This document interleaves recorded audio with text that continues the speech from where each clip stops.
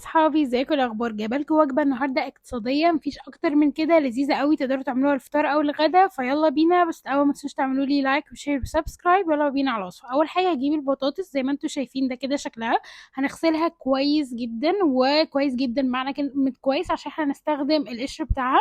فهبدا بقى ان انا اجيب الفرشه وانضفها كويس قوي. الفرشه دي تقدروا تلاقوها في اي حته، انا كنت جايباها من ايكيا. وبدأت بقى ان انا انضف فيها كويس قوي لحد ما اتأكد ان القشرة بتاعة البطاطس بقت نظيفة تماما. ده كده شكلها، بصوا حرفيا اللون بتاعها اتغير اصلا. وده كده شكلها بعد ما خلصت بقى غسيل. وبعدين هبدأ بقى ان انا احطها في الطبق بتاعي، جهز لها بقى الخليط اللي هنبدأ ان احنا نعمل لها بيه مساج علشان تبقى غنية بالطعم. هبدأ بقى اول حاجة احط هنا التوابل بتاعتي، اجيب الطبق واحط فيه شوية من الملح. طبعا ده يرجع بقى للكمية اللي انتوا حابينها. وهحط كمان بهارات بطاطس، واحط عليها شوية من البابريكا. واستخدمت اخر حاجة الزعتر اللبناني او الزعتر بالسمسم. ودي كده كل المكونات اللي انا استخدمتها. احط عليهم بقى معلقة كبيرة من زيت الزيتون. وابدأ بقى ان انا اقلب كل المكونات دي كده مع بعض علشان تعمل لي الخليط اللي انا هبدأ بقى ادهن بيه البطاطس. عندكم هنا طريقتين، يا اما تسووا الاول البطاطس لوحدها وفي نص السوا تخلطوه بالخليط ده، يا اما تخلطوه بيها من الاول. انا هنا هبدأ بقى اول حاجة، والخطوة دي اساسية، ان انا هبدأ ان انا اعمل فيها فتحات كده بالشوكة. تقدروا تستخدموا السكينة. الشوكة كانت صعبة شوية، بس لما تيجوا تنزلوها ما تنزلوهاش للاخر، لان هي لما تيجوا ترفعوها هتبقى صعبة. فيا دوب بس تنزلوا فيها الشوكة كده، ما تنزلوش الشوكة لحد الاخر خالص. وبدأت بقى اعمل فيها الخروم دي عشان تستوي معايا كويس قوي من جوه، وتبقى من جوه كمان طرية ومستوية. هنا بقى بعد ما خلصت كل الاخرام دي، علشان كمان لما اجي احط الصوص ده يدخل جواه، هبدا اجيب الفرشه وادخل فيه الصوص. لقيت هنا الصوص كان تقيل شويه، فبدل ما استخدم زيت تاني وعشان اخفف القوام واقدر ان انا اعمله سبريد، بدات بقى استخدم ايدي كده واعمل لها مساج حرفيا علشان ندخل فيه كل الصوص اللي احنا حطيناه.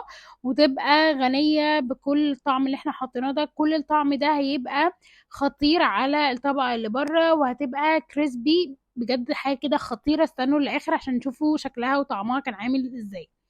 وبعدين بقى بعد ما خلصت هنا المساج بتاعها، بدأت بقى ده كده شكلها قبل ما ادخلها في الاير فراير. طبعا انا بستسهل استخدم الاير فراير عشان اختصارا للوقت، وانتوا تقدروا تستخدموا الفرن كمان، بس في الفرن ممكن تقعد اطول شويه. انا حطيتها على درجه حراره 200 لمده تلت ساعه في الاير فراير. وده كده شكلها وانا بدخلها. عقبال بقى ما تخلص الوقت اللي انا حطاه فيها، هبدا اعمل لها بقى الخليط اللي انا هحشي بيها من جوه. انا استخدمت هنا جبنه ملح خفيف، حطيت عليها معلقه كبيره من اللبن علشان اخليها كريمي اكتر. وتقدروا بقى تحشوها بالحشوه اللي انتوا حابينها، تقدروا تحشوها بلحمه، تقدروا تحشوها بموتزاريلا او بجبن. واستخدمت عليها بقى هنا زعتر وشطه، ودي كده بس التوابل اللي انا حطيتها عليها. طبعا حطوا اي اضافات انتوا حابينها حسب الطعم اللي انتوا حابين بيه الاكله في الاخر. وبدأت بقى ان انا اهرس المكونات دي كلها مع بعض علشان اوصل لخليط كريمي اقدر ان انا اعمل له سبريد جوه البطاطس. وده كده شكلها. هسيب لكم فوق وصفات تانية صحية تقدروا تعملوها، ما تنسوش ان انتوا تروحوا تشوفوها. وزي ما قلت لكم بقى، ما تنسوش تعملوا لي لايك وشير وسبسكرايب، وقولوا لي بقى محتاجين الوصفات اللي جاية تكون عبارة عن ايه. الوصفة دي حلوة جدا، نقدر ناكلها حتى لو احنا عاملين دايت، مشبعة جدا ولذيذة.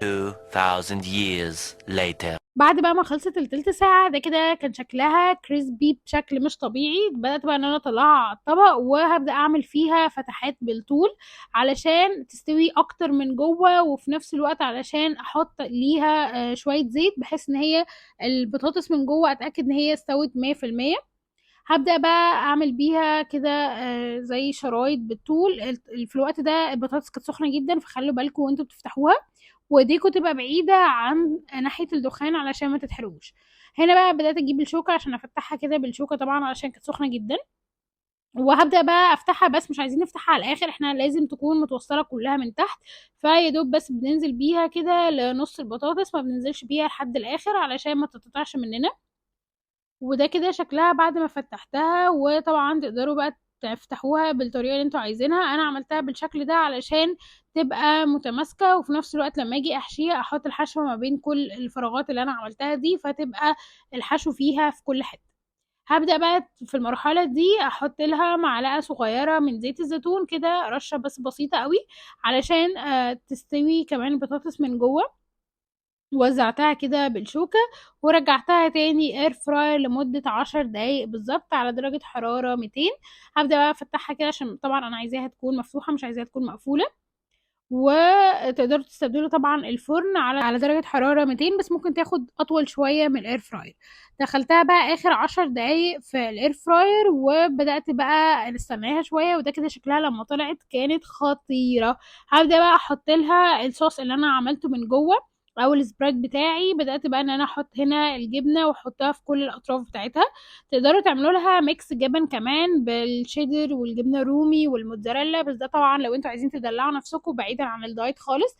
هنا دي كانت احلى وصفه بالنسبه لي عشان انا استخدمتها للفطار، فكانت بالنسبه لي حلوه قوي ان انا احط الجبنه مع البطاطس. الميكس كان خطير جدا في الفطار، وبرده تقدروا تستخدموها في العشاء تبقى لذيذه. في الغدا بقى لو حابين ممكن تعملوا نفس الميكس ده او تحطوا جواها لحمه مفرومه كمان هتبقى خطيره قوي.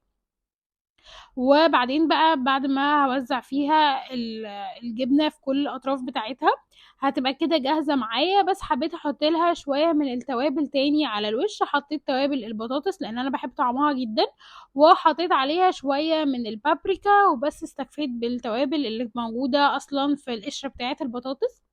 وده كده كان شكلها حاجة كده خطيرة، هيفوتكوا كتير قوي لو ما جربتوهاش. طعمها حلو قوي بالذات لعشاق البطاطس، كريسبي من بره وخطيرة من جوه.